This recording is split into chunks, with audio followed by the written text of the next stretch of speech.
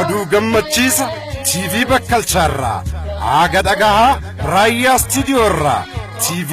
bakkalcha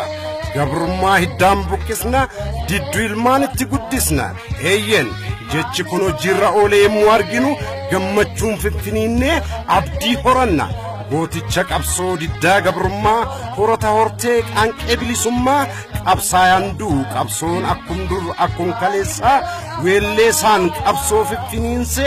weellisaa Usmaayyoo Muusaa gootni biyyaaf falmee wareegamee lubbuunsaa jiraa ejjetatti du'e caalaa karaansaa hiddatu finiina dhaloota faarsa kuma kumaan deebi'a gumaansaa ni faarfama ni ka'a maqaansaa weellisaa qabsoo Usmaayyoo Muusaa lubbuusaa rabbiin jannata nufaa galchu rabbiin bakka isaa dhala nuuf buuse hin booyina hin booyu hin gaddina hin gaddu ansaartuu Usmaayyoo galfata nyaadhu booree abbaa koo intaldeeffadhu maarree akkana malee gabrummaa hiddaan buqqisuun didduu ilmaanitti guddisuun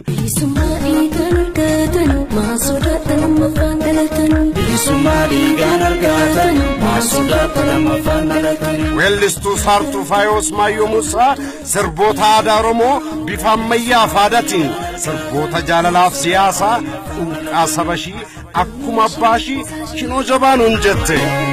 kana bareeda kiyaa mi'a waanadii afaan dammaa yaaddoon akkamii na hundeessee akka heekukaa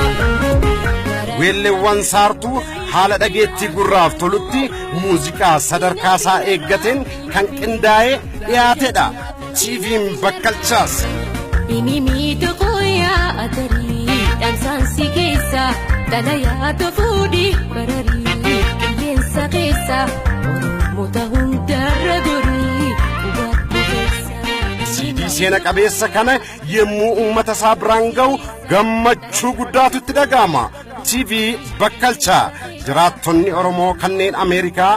Awurooppaa fi Ishiyaa Awustiraaliyaa Kanaadaa fi guutuu addunyaa irratti jirtan marti CD kana karaa Amazon, iTunes fi YouTube'tiin TV bakkalchaa irraa argachuu ni dandeessu.